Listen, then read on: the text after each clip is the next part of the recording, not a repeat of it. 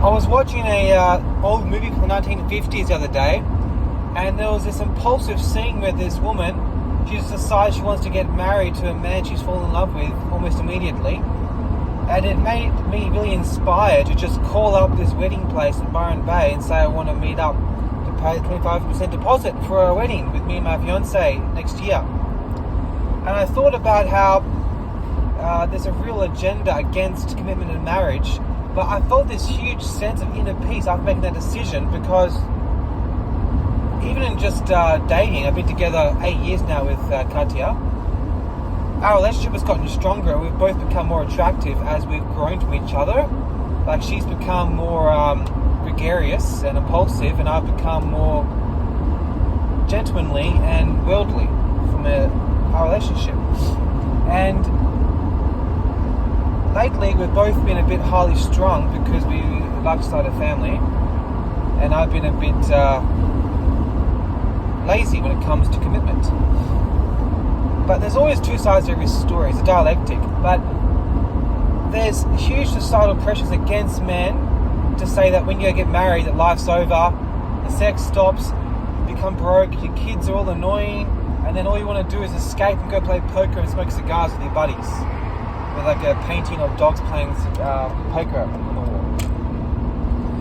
That's a huge misconception, because you're supposed to view marriage as an investment. It's supposed to be not only it's supposed to help you in business, it's supposed to help you to stay strong, because there's a million companies out there that profit off your misery and sickness, and you have strength in numbers. And I've noticed, I'm old enough, I'm 32, you'll notice huge cultural changes in the past 20 or so years. When I was younger, it was really common for people to just have a stronger community, and they would share things. And people would take great pride in the idea of being able to help someone, like even lend them a lawnmower, or they would fight over who could have a barbecue at their house this weekend. Now it feels like people are really unitary with their values.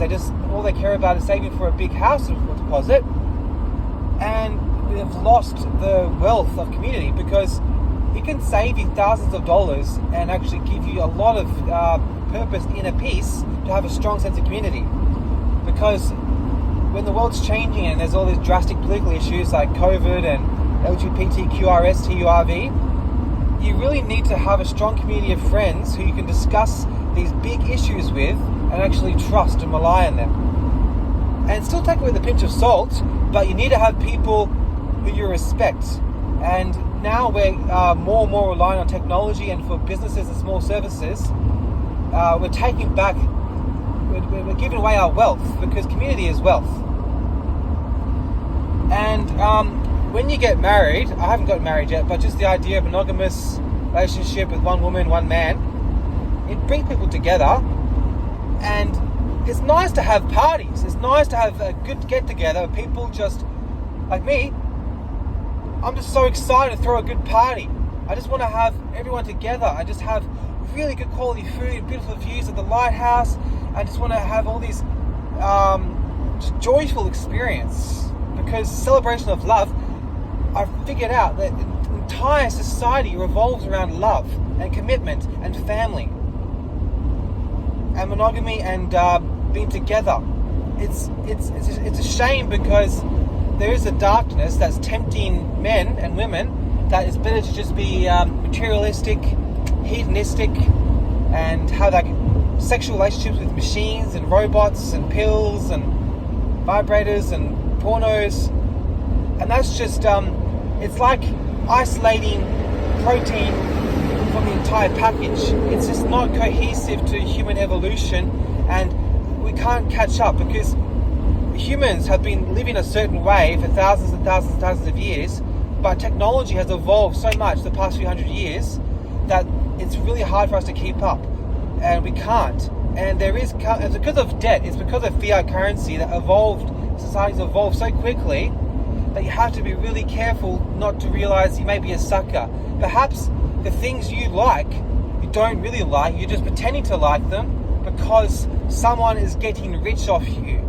Or they like the power, because the main point of money is power. It's not to buy a jacuzzi, it's power. It's to feel a sense of accomplishment knowing that you're a big boy or a big girl. because we've been told that power is good. That's why everyone wears these shoulder pads now. Like, yeah, I'm fucking big cunt. And so, just think, yes, but you may be happy just taking pills and having one night stands and having fast food and playing with your cat and watching reruns of Friends, but someone is making money off you finding your happiness that way. And human beings, particularly women, are more flexible. It's a scientific fact, women are more flexible, which means they can find joy in a more variety of situations.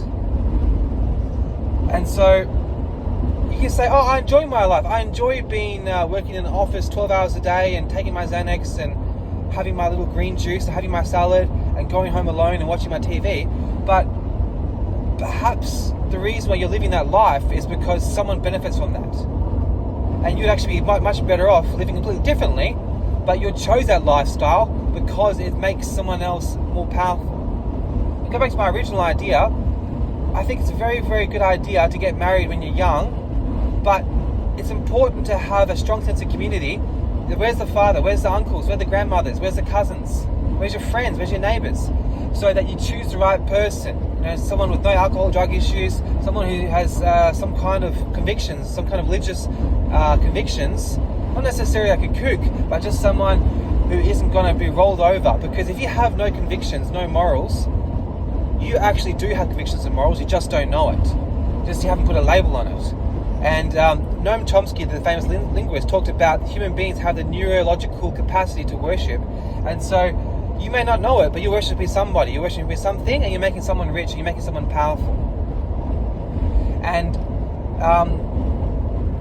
I think kids are really cool when they're not just on machines all the time. So if we had strong communities and grandparents had a purpose so they could come and visit their grandkids, and the kids weren't on machines all the time, because if the kids hang out with their grandparents and their cousins, then they wouldn't be on iPhones all the time, and they wouldn't turn into fucking monsters. Because I've had so many kids now are monsters, because from the age of 0.6 years old, 6 months old, they're on machines all the time, so they hate adults. They don't,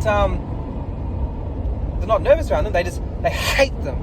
They hate adults. They fucking hate adults, because you've taken them away from their machine and they can't comprehend that's not reality. Now, when I was a wee tucker, I really respected adults, and I was bamboozled by them. I respected them. I was like, man, you're so fucking charismatic and social and fun and smart. I can't wait to be an adult. Now kids are like, fuck you.